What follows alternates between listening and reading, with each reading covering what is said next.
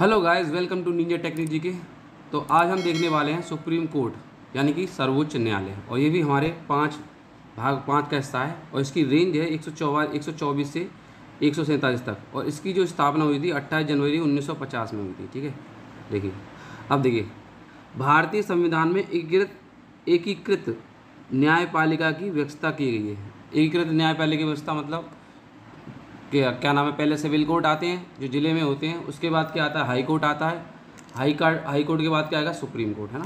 तो ये सब चीज़ें एकीकृत न्यायपालिका की व्यवस्था में की गई है। ठीक है, भारत शासन अधिनियम 1935 से सुप्रीम कोर्ट को लिया गया है। अच्छा, संविधान लागू के समय कुल 7+1 8 न्यायाधीश थे। 7+1 मतलब 7 मतलब एक मुख्य न्यायाधीश था और 7 वैसे न्यायाधीश थे। ठीक है, वर्तमान में 33+1 न्यायाधीश मतलब 33 वैसे न्यायाधीश हैं सुप्रीम कोर्ट के न्यायाधीश, और एक जो है वो मुख्य न्यायाधीश है। चलिए आगे, आर्टिकल 124 इनके सारे याद रखने हैं हमें। अब देखिए आर्टिकल 124 में क्या है, उच्चतम न्यायालय की स्थापना की गई और तथा गठन हुआ। अच्छा, 124(1) में क्या है, सुप्रीम कोर्ट का गठन। 124(2) में क्या है, न्यायाधीश की नियुक्ति मंत्री परिषद द्वारा राष्ट्रपति को भेजा जाता है और राष्ट्रपति उन्हें चुनते हैं। तो राष्ट्रपति द्वारा, है ना, हमारे जो सुप्रीम कोर्ट के न्यायाधीश हैं वो चुने जाते हैं। उसके अच्छा आगे रखिए। अच्छा, 24 में क्या है, न्यायाधीश की योग्यता क्या क्या होनी चाहिए, मुख्य न्याय मतलब उस सुप्रीम कोर्ट के न्यायाधीश की क्या क्या योग्यता होनी चाहिए। अच्छा, अगला 124, न्यायाधीशों को हटाने का वर्णन। त्यागपत्र देकर कैसे न्यायाधीश हट सकते हैं, त्यागपत्र देकर 65 वर्ष के बाद सेवानिवृत्त होकर, या महाभियोग सिद्ध कदाचार मतलब गलत व्यवहार किया है तो उनके ऊपर महाभियोग भी लगा सकता है।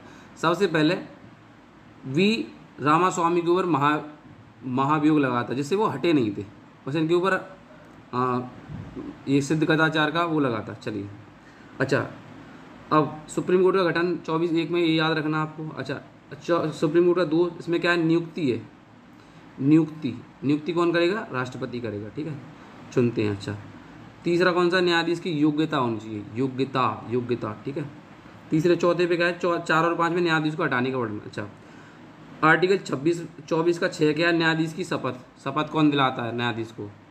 हाँ, तो इसका शपथ कौन दिलवाता है, इसको शपथ दिलवाते हमारे राष्ट्रपति दिलवाते हैं मुख्य न्यायाधीश को। अच्छा, भारतीय संविधान का, अच्छा, सुप्रीम कोर्ट को भारतीय संविधान का संरक्षक बोलते हैं। ठीक है, अब देखिए, अब हम आगे करेंगे। देखिए अब क्या कह रहे हैं, देखिए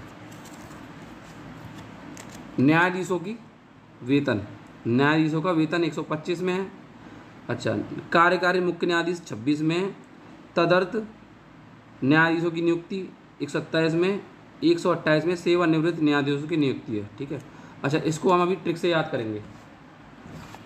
इसकी ट्रिक क्या है, इसकी ट्रिक है चौबेजी मतलब 124। चौबेजी उच्चतम न्यायालय में वेतन तदर्थ होता है। तो उच्चतम न्यायालय में 124 पे चौबेजी आता है। तो देखिए इसकी ट्रिक क्या है, इसकी ट्रिक है चौबेजी उच्चतम न्यायालय में वेतन कार्य तदर्थ होता है। 24 मतलब 124। अब इसमें क्या है, उच्चतम, अच्छा ये वेतन उच्चतम न्यायालय का 124 पे क्या होता है, 124 से चालू होता है क्या, उच्चतम न्यायालय 124 से क्या चालू होता है, उच्चतम न्यायालय होता है। अच्छा, 125 पे क्या होगा, वेतन मतलब न्यायाधीशों का वेतन। इसके बाद क्या आएगा, कार्यकारी मुख्य न्यायाधीश भी होते हैं।